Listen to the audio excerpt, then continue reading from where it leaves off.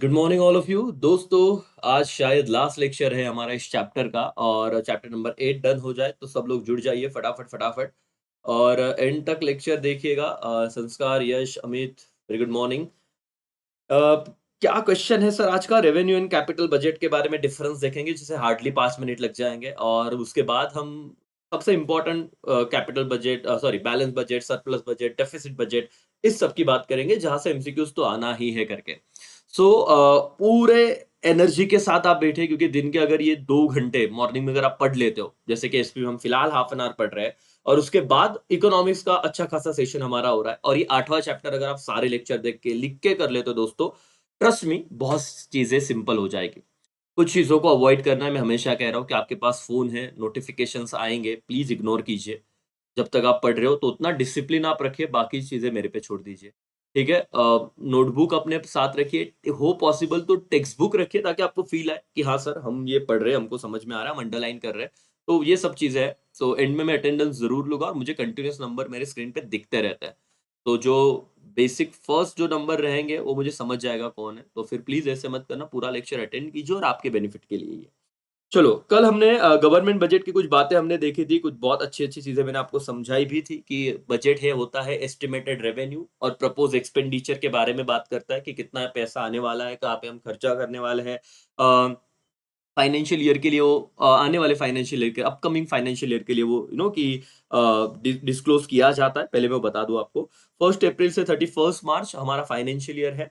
Article 112 of constitution of India has provision for annual financial statement. Every budget में 7 sets of budget document होते हैं। The word budget derive from French word, ये कल का revision है, बॉग्योट, which means bag और wallet containing financial document and so on. तो दोस्तों हम आज आने वाले हमारा नेक्स्ट क्वेश्चन कि बजट जो है वो कितने प्रकार में डिवाइड हो गया। तो हम दो सेंट्रल बजट है, सेंट्रल मतलब जो हमारी भारत सरकार का बजट है, central budget divided, budget provisions are divided into revenue budget and capital budget. चलो यहां से 1 मार्क्स का सवाल आने वाला है। ऑब्जेक्टिव मैं आपको बताता हूँ क्या है।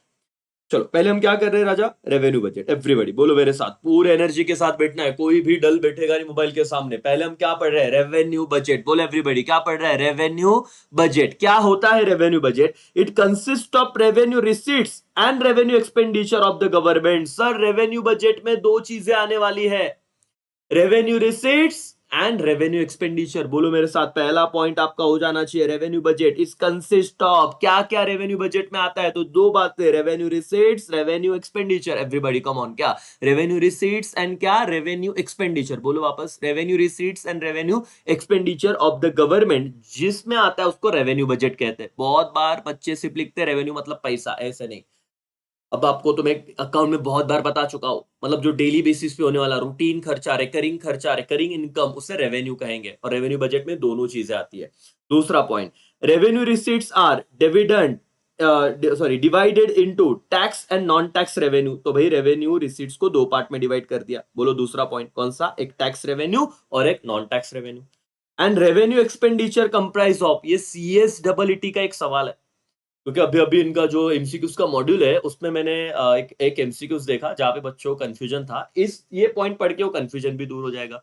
पूछा था क्या रेवेन्यू बजट में आएगा, क्या क्या क्या है? देखो रेवेन्यू बजट में कितनी बातें आती है? दो। रेवेन्यू क्या बोलो तो income and revenue expenditure. Revenue income के कितने टाइप है? दो, टैक्स सोर्स है टैक्स और नॉन टैक्स। तो रेवेन्यू एक्सपेंडिचर में क्या आएगा? Revenue expenditure comprise of interest paid on government borrowing. Government जो लोन लेता है उस पर जो इंटरेस्ट देते हैं ना, उसको क्या कहते हैं बेटा? इंटरेस्ट। मैं लोन की बात नहीं कर रहा हूं, गवर्नमेंट ने लोन लिया उस पर हमने ब्याज दिया। क्या दिया? ब्याज मतलब इंटरेस्ट। तो इंटरेस्ट पे करना ये रेवेन्यू एक्सपेंडिचर है। सब्सिडी रेवेन्यू एक्सपेंडिचर है। Grants revenue expenditure to the state government. तो ये हो गया तुम्हारा रेवेन्यू बजट का विषय खत्म। चलो रेवेन्यू बजट 2 मार्क्स के लिए आएगा तो क्या आपको आंसर आने वाला है? एवरीवन बोलो यस और नो, हाँ या ना। What is revenue? और सीएसडब्ल्यूटी, सीए फाउंडेशन, आगे जो आपको आने वाला है जो नया सिलेबस है उसके अकॉर्डिंग भी ये चीजें इंपॉर्टेंट है क्योंकि आपको ये कुछ मैक्रो इकोनॉमिक्स का पार्ट ऐड हुआ है। तो अब ये सारे मैक्रो के चैप्टर इवन सीए फाउंडेशन के लिए इक्वली इंपॉर्टेंट है, एवरीवन सबके लिए। रेवेन्यू बजट 3 पॉइंट क्या है जरा मुझे बताना।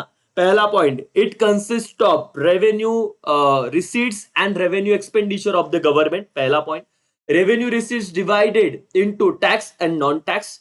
रेवेन्यू एक्सपेंडिचर कंप्राइजेस ऑफ क्या, interest paid on government borrowing, subsidies and grants given to state government. ये 3 पॉइंट हो गए बेटा, everybody done, done and dusted, खत्म करें। हाँ, तो आपको अगर ये पूछा जाएगा कि interest paid on government borrowing, subsidy and grants given to state, ये रेवेन्यू एक्सपेंडिचर है कि कैपिटल एक्सपेंडिचर है, बोलो क्या रहेंगे ये, रेवेन्यू एक्सपेंडिचर। क्या रहेंगे, revenue expenditure. Now revenue budget done, अब हम आते हैं कैपिटल बजट पे। चलो पहला point, the capital budget consist of capital receipt and capital payment. Sir पहला पॉइंट तो लिखते आ ही रहा है, कोई ऐसा बच्चा नहीं जो ब्लैंक बैठा रहेगा। अगर रेवेन्यू बजट और कैपिटल बजट बोला तो पहला पॉइंट तो एकदम सिंपल है। क्या कह रहे हैं सर कैपिटल बजट में, capital budget consist of, capital budget consist of क्या मालिक, capital receipts and capital expenditure. Capital receipts and capital expenditure मतलब कैपिटल पेमेंट। ये दूसरा पॉइंट आते हैं हम लोग। कैपिटल रिसीट्स क्या है, are the government loan raise from the public and Reserve Bank of India. Disinvestment, disinvestment मतलब सेल कर दिया किसी equity holding in the public sector enterprises, loan received from foreign government and other foreign bodies, state deposit fund, special deposit. तो दूसरा point बहुत बड़ा है sir, इसमें उन्होंने किसकी बात की है पता है, सिर्फ कैपिटल रिसिट की बात की है कि कैपिटल रिसिट्स में क्या क्या आता है, कैपिटल रिसिट में क्या क्या आता है, क्या क्या आता है, कैपिटल रिसिट में आता है गवर्नमेंट ने लोन लिया फ्रॉम पब्लिक और रिजर्व बैंक ऑफ इंडिया से। एक पॉइंट याद है, इतना लिखा तो भी चलेगा, और इतना सब नहीं लिखा तो भी चलेगा। कैपिटल रिसिट में loan raise from the public और क्या बेटा, रिजर्व बैंक ऑफ इंडिया। या फिर आपने बोला loan received from foreign government, ये लोन वाली पॉइंट कंप्लीट करो, ये डिसइन्वेस्टमेंट वाला पॉइंट तुमको शायद ना है। Loan received from foreign government and other foreign bodies, ये 2 पॉइंट लिखे तो भी चलेंगे लोन के। क्या समझ में आ रहा है क्या एवरीबॉडी, यस और नो? यस, ओके, ये थोड़ा इधर भी जाएगा इस पेज पे। कैपिटल पेमेंट, कैपिटल रिसीट हो गया, सॉरी कैपिटल रिसीट, मैंने गलती से रेवेन्यू बोला होगा। तो कैपिटल रिसीट में क्या क्या आता, कैपिटल रिसीट में आता है सर कि capital receipts are government loan raise from the public और रिजर्व बैंक ऑफ इंडिया, और loan received from foreign government and other foreign bodies. ये 2 एग्जांपल लिखे तो भी चलेंगे कैपिटल रिसीट।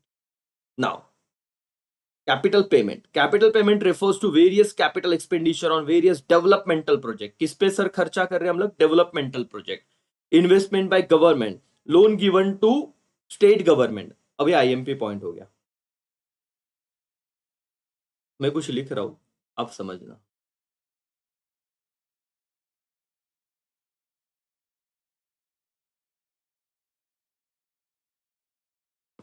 क्या लिखा है, लोन टेकन, लोन गिवन। क्या मतलब रहेगा, लोन टेकन क्या होगा बताओ बेटा, रेवेन्यू रिसीट की capital receipt? Answer is capital receipt. देखो ऐसे सवाल पूछेंगे अगेन, सीए फाउंडेशन, सीएस वालों, सीएमए वालों, तो ध्यान ही दो। लोन टेकन मतलब आपने लोन लिया है तो पैसा आया, लेकिन ये लोन लेना कौन सा रिसीट है, कैपिटल रिसीट है, एक्सपेंडिचर नहीं है। लेकिन आपने लोन दिया है तो लोन देना है कौन सा एक्सपेंडिचर है, कैपिटल एक्सपेंडिचर है। देखो यहाँ पे था loan government, loan given to state government, और लेकिन आपको आया इंटरेस्ट ऑन लोन, इंटरेस्ट की बात कर रहे हैं, लोन की इंटरेस्ट, तो ये दिया है तो क्या रेवेन्यू एक्सपेंडिचर हो जाएगा। आयो भावना समझ रही तुम, डिटेल में बताया, नहीं तो मैं आपको इतना ही बता दूंगा। क्या सर बहुत बार आता है कि पब्लिक फाइनेंस, सॉरी, जो revenue budget and capital budget explain करो, बच्चे बोलते सर ये होगा ही नहीं हमसे, इतना सिंपल है यार। रेवेन्यू बजट तो एकदम 4 लाइन में खत्म हो गया, कैपिटल बजट आपको लग रहा है कि उधर चालू हुआ इस पेज पे, लेकिन है सिंपल। बोले कैपिटल बजट में कैपिटल रिसीट और कैपिटल पेमेंट आता। कैपिटल रिसीट का एग्जांपल दिया, लोन टेकन फ्रॉम पब्लिक और Reserve Bank of India. Loan taken from, सुनो मेरे हर एक शब्द को, loan taken from home, loan taken from the foreign bank, foreign government वगैरह, ये हो गया कैपिटल रिसीट। कैपिटल पेमेंट बोलो डेवलपमेंटल एक्सपेंडिचर है, एक्सपेंडिचर ऑन डेवलपमेंटल प्रोजेक्ट। फिर बोलना कि loan given to state government and so on. Besides, it include expenditure on social and community development, defense and general services. That's all. हो गया तुम्हारा जो divide किया था रेवेन्यू और कैपिटल बजट का विषय खत्म। एवरीवन क्या डन है क्या? यहाँ पे 10 सेकंड के लिए रुक रहा हूँ, क्या सबको समझा, यस और नो? एकदम सिंपल पॉइंट था, इसे दिमाग में आपको लेके आना है। आज की शुरुआत हमने धड़ाके से की है, अगले 9 मिनट में हमने बड़ा क्वेश्चन अच्छे से कर लिया, revenue budget and capital budget. Revenue budget में देखते रहो स्क्रीन पे, it consist of revenue receipt and what, revenue expenditure. बार बार बोलो, revenue budget consist of revenue receipts and revenue expenditure या revenue payment. Revenue budget consist of revenue receipts and revenue expenditure of the government, of the क्या, government, ये लिखना। दूसरा point, revenue receipts का example tax and non tax, revenue payment का example क्या बेटा, कि गवर्नमेंट से interest on borrowing from government, subsidy, ये दो तीन लिखा तो भी चलेगा रेवेन्यू एक्सपेंडिचर में। फिर आप लिखोगे capital budget, capital budget consist of capital receipts and capital payment of government, एक पॉइंट आएगा। फिर कैपिटल रिसीट्स का एग्जांपल दो, लोन टेकन फ्रॉम पब्लिक और RBI, loan taken from foreign government, याद आएगा। Capital payment expenditure on development project, loan taken receipt था तो लोन गिवन क्या हो गया, कैपिटल एक्सपेंडिचर, खत्म हो गया बेटा तुम्हारा पब्लिक और सॉरी रेवेन्यू और कैपिटल, ये वाला रेवेन्यू और कैपिटल बजट डन हो गया। डन मालिक, आगे जाए, यस और नो, सिंपल है, बड़ा पॉइंट है लेकिन समझ करोगे तो खत्म, बोले कुछ नहीं आ जाएगा आपको। चलो आगे आओ, यहाँ पे देखो टाइप्स ऑफ बजट, ये बहुत इंपॉर्टेंट सवाल होने वाला है दोस्तों, तो ध्यान दीजिए टाइप्स ऑफ बजट। अब नेक्स्ट पॉइंट पे हम लोग आ रहे हैं, तो पूरा शिद्दत से आप देखिए टाइप्स ऑफ बजट क्या है, समझते हैं। The budgetary provision of public expenditure and revenue need to be different level, ठीक है, अपने सर ने government budget of three types. देखो बेटा तुमको अब बीच में खत्म करके दो, बैलेंस बजट, जितना तुम्हारा इनकम है उतना ही तुम्हारा एक्सपेंडिचर है, इसे बैलेंस बजट बोलते हैं। 100 रुपया आया, 100 रुपया खर्चा किया, बैलेंस बजट। सर तुम्हारा इनकम आया 100 रुपया, इनकम ज्यादा हो गया, लेकिन एक्सपेंडिचर किया 80 रुपया, तो इनकम ज्यादा है और एक्सपेंस क्या है बेटा, कम। तो इनकम ज्यादा ना, तुमने 100 रुपया कमाया और सिर्फ 70 रुपया खर्चा किया, फॉर एग्जाम्पल 30 रुपया बचा है, सरप्लस बजट। जब कोई गवर्नमेंट ऐसा बजट करती है कि खर्चा क्या कम और इनकम ज्यादा, टैक्स बहुत आ रहा है, बोले खर्चा ही नहीं है, सरप्लस बजट। और उल्टा बोलो बेटा, इनकम कम रहेगा, ये लिख लो, और एक्सपेंस ज्यादा रहेगा। अभी एस्टिमेटेड इनकम एस्टिमेटेड बाद में लगा लेंगे, मैं आपको समझे इसलिए बता रहा हूं, ठीक है। मतलब आमदनी 98, खर्चा रुपया, 100 रुपया आ रहा, 200 रुपया खर्चा करना है हमको। मुझे बताओ उसको क्या कहते हैं, डेफिसिट बजट, क्या कहते हैं, डेफिसिट बजट। तो तीन बजट है और यहाँ पे चैप्टर खत्म हो रहा है, बस इतना ही, इसका डिस्कशन भी इतना ही सिंपल है। कितने टाइप्स के बजट है, तीन, balance budget, surplus budget, deficit budget. ये देखो यहाँ पे देखो एक्शन, बैलेंस इक्वल, ये है तुम्हारा right hand side is my revenue, ये है मेरा एक्सपेंडिचर। वापस एक बार, ये रेवेन्यू है, ये देखो ये सोने का अंक दिख रहा है, ये रेवेन्यू है, और ये क्या है, एक्सपेंडिचर है। हाँ, भावनाओं को समझना। तो जब मेरा revenue is equal to expenditure है तो बैलेंस बजट है, रेवेन्यू बढ़ा एक्सपेंडिचर कम है तो क्या, सरप्लस बजट। एक्सपेंडिचर बढ़ा रेवेन्यू कम तो क्या हो जाएगा, डेफिसिट। पहले करो, तब तक तो ये तो मैं आपको ऐसे ही बता दूंगा। चार्जिंग का पॉइंट लगाया तो है, मैं बटन चालू करना, ठीक है चलो। ध्यान दो, तीन नाम कौन से बेटा, बैलेंस सरप्लस डेफिसिट, बोलो everybody, balance surplus deficit, balance surplus deficit, balance surplus deficit, बोलो balance surplus deficit, balance surplus deficit, everybody, balance budget surplus budget deficit budget, balance budget surplus budget deficit budget, ठीक है। हाँ sir, अब हमें क्या करना है, अब सिर्फ समझना है, बाकी तो आपने जितना देखना था उतना देख लिया, अब हो जाएगा ये chapter. Government budget is said to be balance, government budget को बैलेंस कब कहते हैं, अब इंग्लिश का ये रोल है, बाकी तो आपको समझ में आ गया, आप अपनी इंग्लिश जितना अच्छा लिखोगे उतना फायदा है। Government budget is said to be balance budget when, ये वर्ड सिर्फ याद रखना, एस्टिमेटेड है बेटा, ये सिर्फ अच्छे से देखना, when estimated revenue and expenditure of government are equal, जब estimated revenue and expenditure of the government same रहेंगे, that is to say government receipts is equal to government expenditure, ये जो हमने लिखा, इनकम की जगह सिर्फ क्या वर्ड लिख देना, रिसीट, भाई ये भावना सेम है। पहला पैराग्राफ तुम्हारा डन हुआ क्या, बैलेंस बजट का। Government budget is said to be balance when estimated receipts and expenditure of governments are equal, okay. फिर आप क्या बोलोगे, ये कैसे लिखना, इक्वेशन के फॉर्म में, और इक्वेशन लिख के ऐसे बॉक्स कर देना। आप बोलना government receipt is equal to government expenditure, इसको बॉक्स कर देना, खत्म हो गया ना। अभी आगे का पॉइंट तुमको जितना आया उतना अच्छी बात है, लेकिन मुझे बताओ इंडिया में क्या, कौन सा बजट रहेगा, क्या लगता है तुमको, इन तीनों में से क्या रह सकता है इंडिया में, भारत में क्या होगा, मेरा सवाल है। आगे तो मैं बताऊँगा ही, लेकिन बताओ इंडिया में कौन-सा बजट रह सकता है?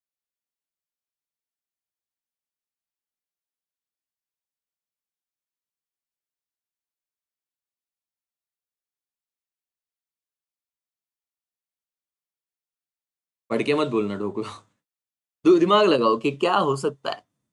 क्या भारत में जितना इनकम उतना खर्चा? क्या भारत में इनकम ज़्यादा रहेगा और खर्चा तो है ही नहीं? क्या भारत में इनकम कम है, खर्चा ज़्यादा है, बार-बार लोन लेना पड़ता है? यस, डेफ़िसिट, है ना सर? अपन तो इंडियन है। आमदनी अठन्नी, खर्चा रुपया। ना खर्चा तो इतना करेंगे। तुमने आंसर देखो, तुम्हारी भावनाएँ तो तुमने बता दी, व्यक्त कर दी। देखते हैं आगे जाके पढ़ेंगे। क्या आयोग कुछ शाने बच्चों ने पढ़ के ही बताया रहेगा। रुको सर, हमारे सामने टेक्स्ट बुक है। आपके सामने इतना दिख रहा है, हमारे पास पूरा किताब है। एनीवेज़ चलो।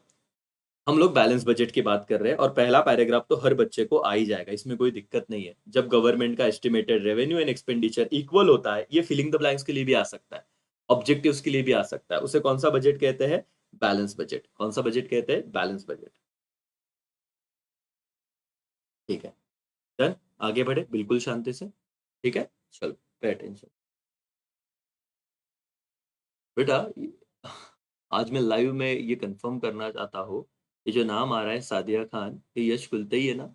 यस टाइप करो तो बेटा, है ना? हाँ, बहुत अच्छे से रिप्लाई होता है।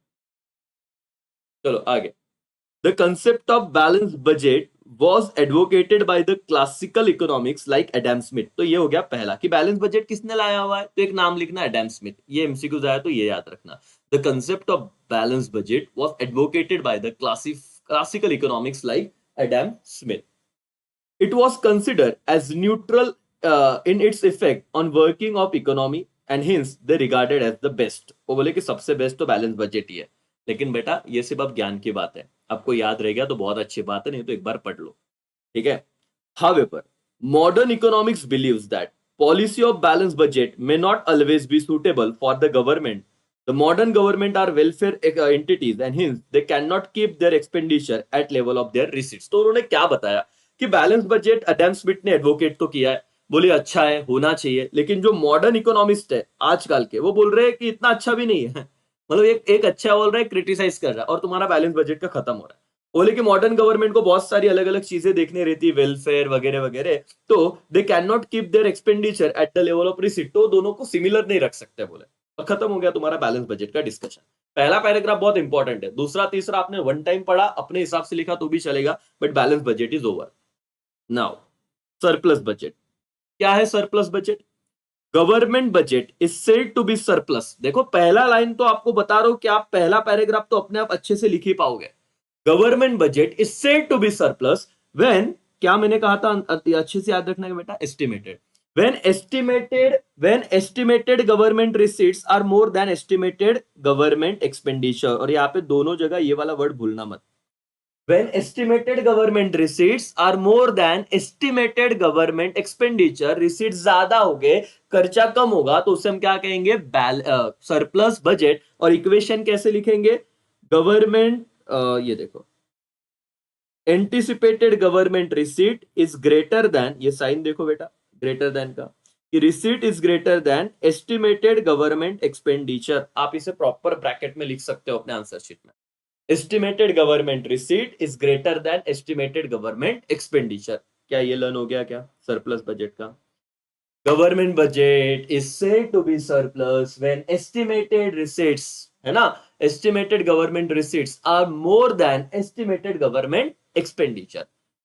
और फिर इक्वेशन क्या लिखोगे ब्रैकेट में? Estimated government receipts are more than estimated government expenditure. Done sir. Surplus budget में prove useful during the inflation. Very very very IMP.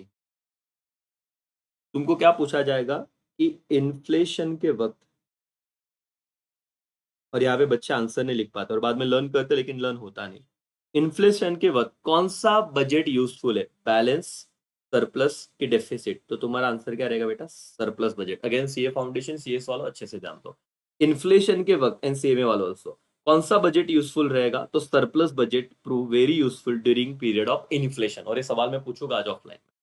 Inflation के वक्त कौन सा बजट यूजफुल रहेगा? तो कौन सा बजट होगा बेटा? Surplus budget. इन्फ्लेशन मतलब भाव बढ़ता है वगैरह, आपको तो पता ही है, ठीक है? सॉरी इतना बड़ा पॉइंट है, चलो यहाँ पे तो हमने समझ लिया, तो डरो मत, पॉइंट बड़ा है इससे डरो मत, आपका ये हो चुका है, ये एक लाइन हो चुका है, आपके मार्क्स बन गए सरप्लस बजट के, इसमें बिल्कुल मत डरो, आपके ये वाले मार्क्स बढ़ गए हैं, अब सिर्फ समझो, हर एक पॉइंट में बताऊंगा। इन्फ्लेशन मतलब भाव बढ़ना। There is a tendency of for price rise rapidly, inflation मतलब क्या, प्राइस बढ़ता ही है, बराबर है ना, रैपिडली बढ़ता है, ठीक है। This need to be check particularly in the interest of those who have more or less fixed income. The rise in the price can be checked by lowering the level of effective demand in the economy. बोले कि हम कैसे control करेंगे, तो हम demand को कम कर देंगे, lowering the demand of क्या बेटा, economy. This can be done by increasing taxes, which would increase the revenue of the government and reduce the purchasing power of the people. As a result, aggregate demand will fall, leading to downward movement in the price level. Thus, inflationary pressure can be controlled. कुछ नहीं समझा ना, मेरे को तो पूरा समझा, इतने साल से पढ़ा रहा हूं तो समझेगा ही, लेकिन मैं चाहता हूं कि अपने क्लास के हर एक बच्चे को ये पॉइंट समझे।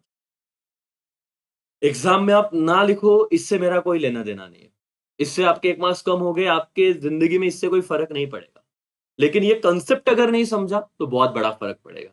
और सीए वालों, सीएस वालों, सीए वालों तो बहुत ध्यान से जान दो, क्योंकि ये एज इट इज कंसेप्ट है तुमको अभी न्यू सिलेबस में। कौन सा बजट हम पढ़ रहे हैं, ध्यान से बताना बेटा, नाम क्या है इसका, सरप्लस। क्या है, सरप्लस। सरप्लस में क्या रहेगा, रेवेन्यू, एस्टिमेटेड रेवेन्यू ज्यादा रहेगा कि कम, ज्यादा रहेगा, किससे, एक्सपेंस से, मतलब गवर्नमेंट के पास पैसा ज्यादा आ रहा है। तो उन्होंने क्या कहा, आप ध्यान से समझिए, पूरा पैराग्राफ में अपने हिसाब से बता रहा हूं। सर क्या हो रहा है मार्केट में, इन्फ्लेशन बढ़ रहा है। अब इन्फ्लेशन मतलब भाव बढ़ना। अब इन्फ्लेशन क्यों बढ़ रहा है सर, सिंपल सी बात है कि एक कमोडिटी है यहां पे, और वो कमोडिटी को खरीदने को यहां पे लाइन में 5 लोग लगे हुए हैं। क्या, कितने लोग हैं बेटा, 5 लोग हैं। तो अगर कमोडिटी एक है और खरीदने वाले 5 है, तो ये रहा सप्लाई, सप्लाई है कम और डिमांड क्या हो गया, ज्यादा, तो भाव बढ़ेगा कि कम होगा सर, कम ही होगा। अब ये लोग बोली लगाएंगे कि कौन ये कमोडिटी में कितना ज्यादा पैसा देगा, कौन इसे ज्यादा तरीके पे खरीदेगा, समझिए चीज को।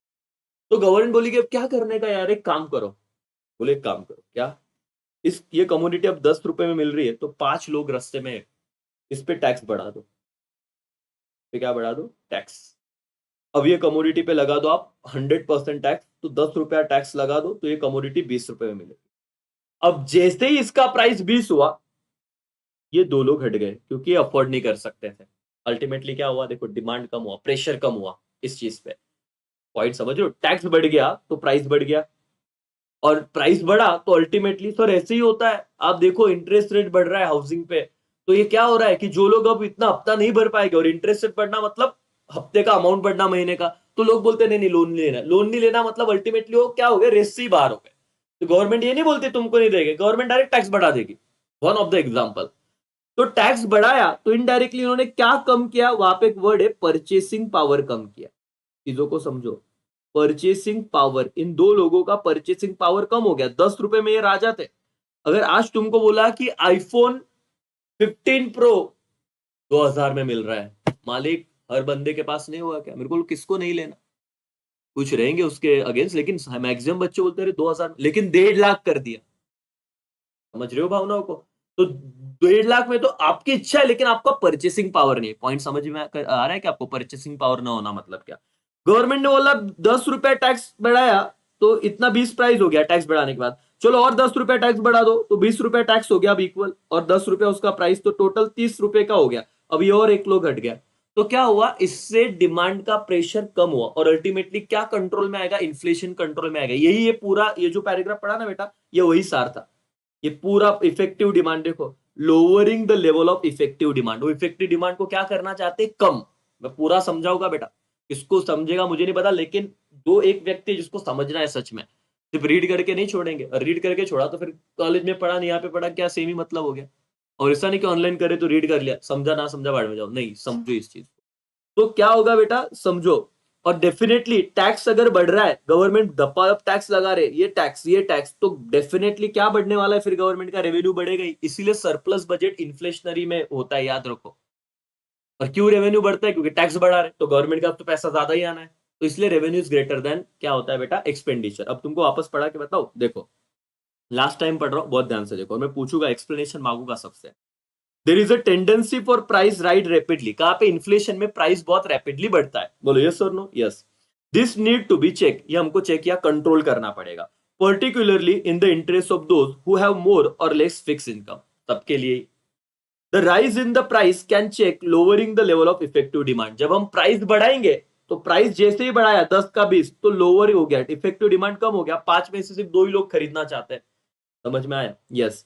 This can be done by increasing taxes, और ये मैंने कैसे किया? टैक्स बढ़ा के, ताकि प्राइस बढ़ गया, which would increase the revenue of the government, और टैक्स बढ़ा तो गवर्नमेंट का रेवेन्यू भी बढ़ेगा, and reduce the purchasing power of people, ये समझा क्या? Reduce the purchasing power of people. जैसे आईफोन अपन बोले खरीदना, लेकिन 1.5 लाख नहीं खरीद सकते, परचेसिंग पावर कम है, क्योंकि प्राइस इतना कर दिया। As a result, aggregate demand will fall, leading to downward movement of price level, और एग्रीगेट डिमांड कम तो डिमांड कम, अब सप्लाई इक्वल लेवल पे आया तो अल्टीमेटली जो प्राइस बढ़ा था वो कम कम कम होगा, क्योंकि हमने डिमांड क्या कर दिया? कम। And the inflationary pressure can be control, और इसी की वजह से इन्फ्लेशनरी प्रेशर क्या होता है बेटा? कंट्रोल होता है। बहुत टेक्निकल पॉइंट था, आई होप तुमको समझ में आया थोड़ा बहुत तो भी। यस और नो? हाँ, जितने बच्चे प्रेजेंट है उतने बच्चे लाइक मारो फटाफट, समझ में आया? डिसलाइक नहीं बोला, ढोकले लाइक बोला। हाँ। However, surplus budget should not be used in situation other than inflationary, as it may lead to क्या? Unemployment and low level of output in economy. तो देखो बेटा, ये सिर्फ इन्फ्लेशनरी पे इधर ही यूज होगा, बाकी जगह यूज नहीं होगा। अगर हम ऐसे ही सरप्लस बजट ज्यादा अननेसेसरी यूज किया तो अनएम्प्लॉयमेंट बढ़ जाएगा। एनीवेज, दूसरा पॉइंट सिर्फ आपको एक्सप्लेन करना है, पहला तो आपको आ ही गया, तो इसको कॉम्प्लिकेटेड मत बनाओ, कॉम्प्लिकेटेड इसको बनाओ मत, सिंपल है। सरप्लस बजट में ये तो सबको आ रहा है, क्या आ रहा है बेटा? Surplus budget is said, government budget is said to be surplus when estimated government revenue is greater than estimated government expenditure, और वो बॉक्स बना देना। और आप इतना पॉइंट भी लिखोगे, this budget is used in inflationary वाला सिचुएशन, तो डन हो जाएगा, खत्म। ओके, फिर दूसरे पॉइंट आप अपने हिसाब से लिखो, लेकिन पहला लिखा, दूसरा लिखा, और फिर अपने हिसाब से आपने तोड़ मोड़ के लिखा तो ही पूरे मार्क्स मिलेंगे। फिर लास्ट है अपना डेफिसिट बजट, जो भारत में होता है। डेफिसिट क्या रहेगा बताओ तो? देखो, government budget is said to be deficit, ये तो एकदम लर्न हो गया अभी कि पहले लिखना क्या है। Government budget is said to be deficit when anticipated, ये लाइन भी हो गया, एंटिसिपेटेड मतलब expected, anticipated government receipts are less than anticipated government expenditure. और इसको आप इक्वेशन में कैसे लिखोगे? ऐसे, anticipated government receipts are less than anticipated government expenditure, that is deficit budget. Deficit budget. Government budget is said to be deficit when anticipated government receipts are less than, समझ में आ रहा है क्या? अपने दिमाग को खोल के पढ़ो। Anticipated receipts are less than anticipated your expenditure, क्योंकि रेवेन्यू कम है, खर्चा ज्यादा है, दैट इज डेफिसिट। पहला, डेफिसिट बजट में prove useful during the period of depression, ये अंडरलाइन करो, ये वाला वेरी वेरी इंपॉर्टेंट बेटा। इन्फ्लेशन में कौन सा बजट था? बोलो, इन्फ्लेशन में कौन सा बजट यूजफुल था? सरप्लस। और जब डिप्रेशन होगा, प्राइस वाइज गिरेंगे, तो कौन सा बजट ही रहेगा? Deficit budget. कौन सा बेटा? डेफिसिट। डेफिसिट बजट में be useful during the period of depression. तुम्हारे वाले डिप्रेशन की बात नहीं चल रही है बेटा, डिप्रेशन मतलब बहुत चीजें आएगी आगे, इकोनॉमी डाउन चल रही है, दैट इज डिप्रेशन। कौन सा? Deficit budget. एक मार्क्स का सवाल, और यही मैं इसीलिए मैं यहाँ पे लेके आया हूँ तुमको, क्योंकि ये लर्न मत करते बैठना बाद में, और इसीलिए 12 मार्क्स का इसका वेटेज है।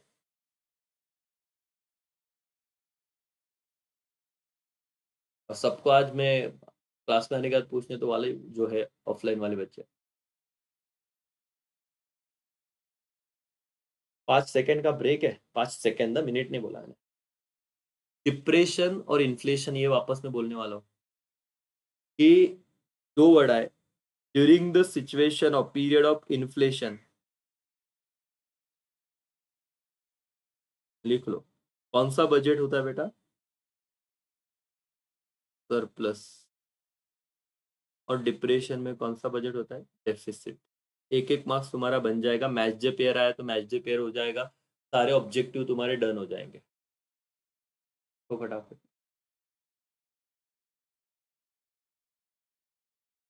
इन्फ्लेशन में सरप्लस, डिप्रेशन में डेफिसिट।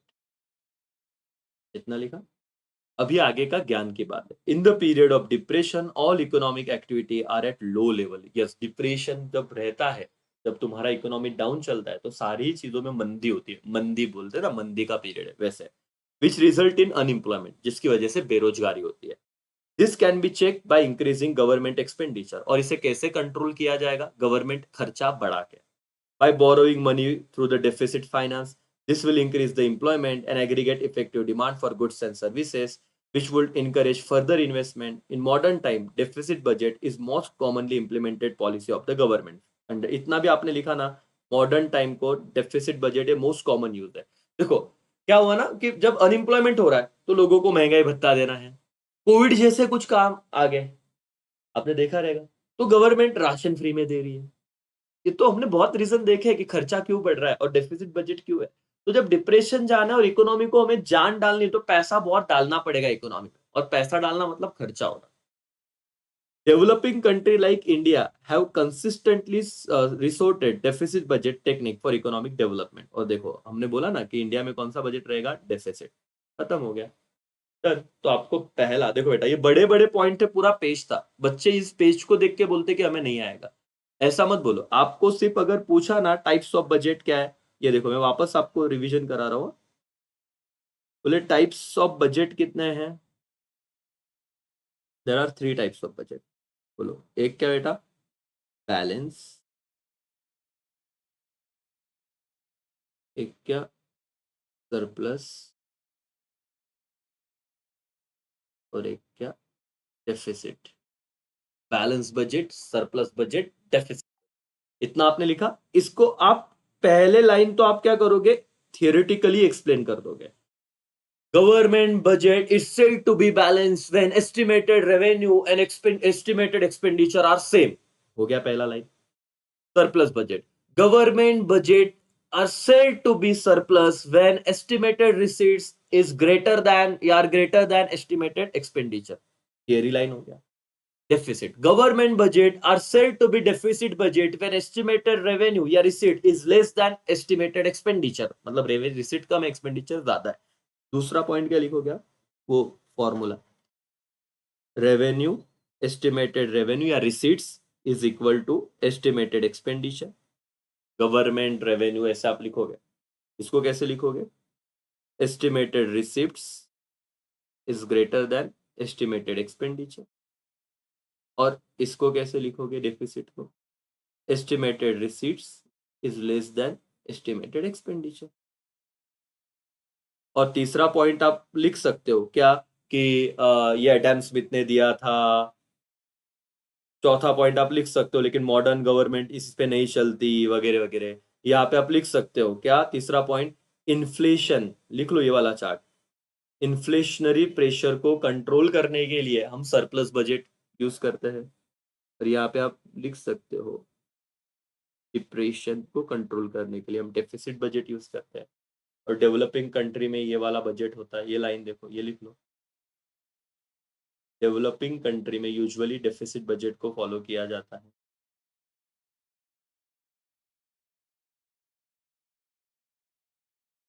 अरे ज्यादा फॉलो नहीं करेंगे करके तो अनएम्प्लॉयमेंट वगैरह होगा। आप इतना तो लिख ही सकते हो। हो गया।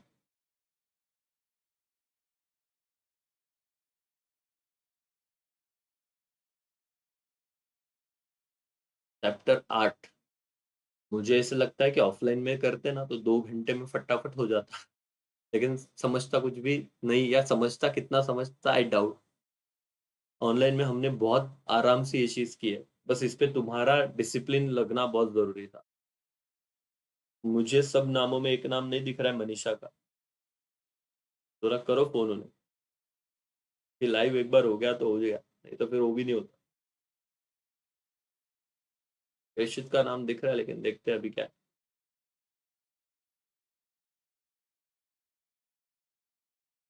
लिख लिया चार्ट, स्क्रीनशॉट खींच के ग्रुप में डाल दो। चलो पहला तो स्क्रीनशॉट खींचना और ग्रुप में शेयर कर देना। ये चार्ट बनाना है और ये चार्ट में चेक करूंगा। आपको अपने हिसाब से उसमें थियरी लिखना है, ये रिसीट्स वगैरह ये वाला पॉइंट लिखना है और इसका चार्ट बना लो। तो एक दिन पहले एग्जाम में वही नोटबुक में पढ़ के जाना।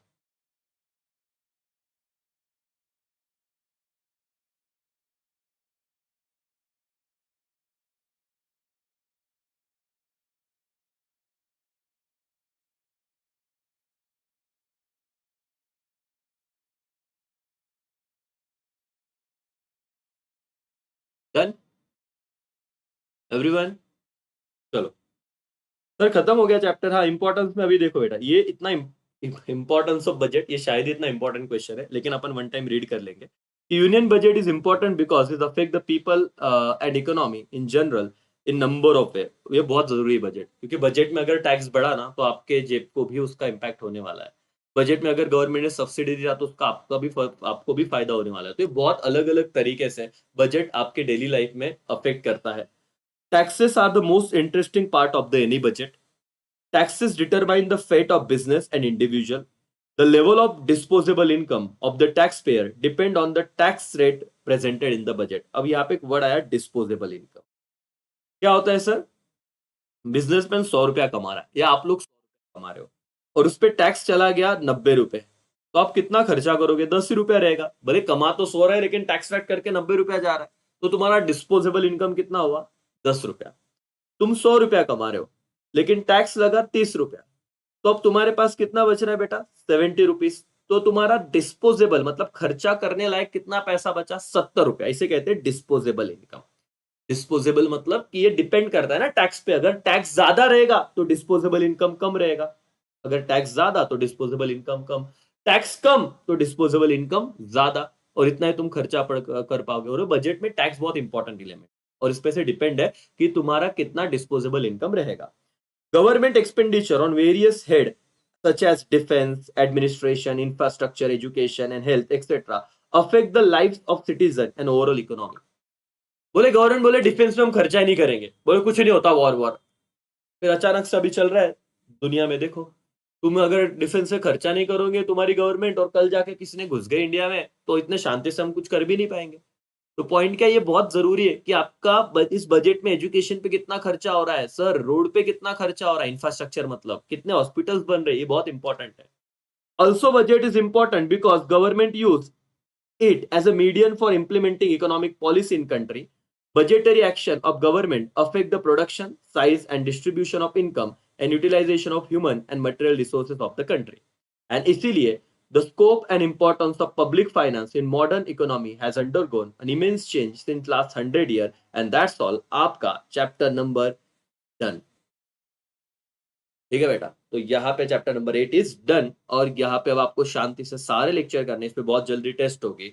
और अब अपना पॉइंट ये देखो, इस चार्ट में तुमको बताता हूँ। चार्ट ऑलरेडी है इसका, तो मुझे ज्यादा मेहनत करने की जरूरत नहीं, आपको भी नहीं है।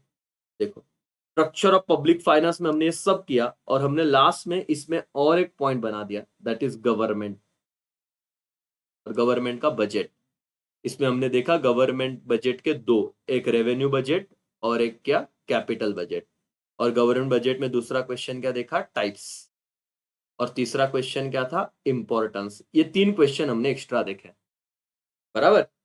तो ये रेवेन्यू और कैपिटल बजट तो तुमको समझा। टाइप्स में कितने बजट है बताओ तो? Balance budget, surplus budget, deficit. और इंपॉर्टेंस का थियरी पार्ट। खत्म हो गया अब तुम्हारा पूरा चार्ट। That's all. इस तरीके से हमने ये, इसका स्क्रीनशॉट खींच लो और ग्रुप में भेजो बेटा। इसका स्क्रीनशॉट खींचो और ग्रुप में भेजो। इस तरीके से हमने पूरा का पूरा, कोई तो एक जल्दी खींच ले स्क्रीनशॉट। इस तरीके से हमने पूरा का पूरा चैप्टर नंबर 8 डन किया। सारे रिकॉर्डिंग्स अवेलेबल है। आपको लग रहा है ना कि सर हम उस सेशन में नहीं थे, या फिर देखो ऑफलाइन में तो ये सीन था कि आने के बाद तुमको लगा कि यार ये पॉइंट हमको समझना है सर वापस। 1.5 एक बार रेगुलर नॉर्मल स्पीड पे देखा है ना, फिर सेकंड टाइम रिस्क लो 1.5 का। पहली बार 1.5 देखोगे तो कुछ नहीं, फिर सिर्फ देखने के लिए बैठे हो, बाकी कुछ हो नहीं रहा। जैसे आप लाइव में हो तो कर रहे हो, जो रिकॉर्डेड देख रहा है नॉर्मली देखने की कोशिश कर। 1.25 मैक्स टू मैक्स। 1.5 पानी सर से ऊपर, बोले 2 की स्पीड पे देखने वाले फिर एकदम एकदम फिर बहुत मान लोगे। हाँ सर, टारगेट है ना लेक्चर देखना है। समझा? बोले वो जान दो, लेक्चर देख के हो गया ना? भाई टारगेट कंप्लीट करने के लिए नहीं कर रहे हो, कुछ समझने के लिए कर रहे हो। और मुझे बताओ अब कॉन्फिडेंस तुम्हारा 12 में से 12 मार्क्स का आएगा ही। सब आ रहा है सर अपने को। पब्लिक फाइनेंस का एक हमने क्लासिफिकेशन देखे, पब्लिक एक्सपेंडिचर के reason for growth of public expenditure देखा, public revenue, tax, non tax revenue देखे। नॉन टैक्स रेवेन्यू का मेमोरी टेक्निक अपने पास है, बीएफएफ वाला। देखा best friend forever. I hope तुमको याद आ रहा है करके। ठीक है ना? यस जीपीएस बीएफएफ वाला। फिर पब्लिक डेट में इंटरनल और एक्सटर्नल देखा, फिस्कल पॉलिसी, एडमिनिस्ट्रेशन, वो तो सिंपल छोटे-छोटे पॉइंट है और गवर्नमेंट में हमने सब चीज़ें देख ली करके। तो आई होप अब तुम्हारा ये चैप्टर डन है। अब मेरा हाँ, बराबर बेटा। इज़राइल एंड पैलेस्टाइन वाला वॉर, बराबर। तो अब मैं अटेंडेंस लूँगा और ये अटेंडेंस वही रहेगा जो प्रेज़ेंट प्रेज़ेंट बोलेंगे फटाफट से। चलो पहले 9 नंबर जो है उन बच्चों का प्रेज़ेंट ही लग जाएगा। क्विकली फटाफट से बहुत आराम से चैप्टर डन किया। चलो, पीयूष शर्मा अभी-अभी आया है तू। तो मेरे को सब पता है, मैं अटेंडेंस लगाऊँगा नहीं आपका। और अगर आप मुझे बोलोगे कि मैं प्रेज़ेंट था सर, तो आज मैं सवाल पूछूँगा आपको।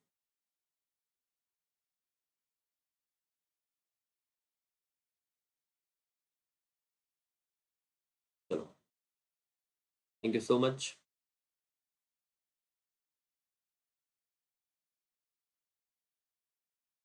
अगेन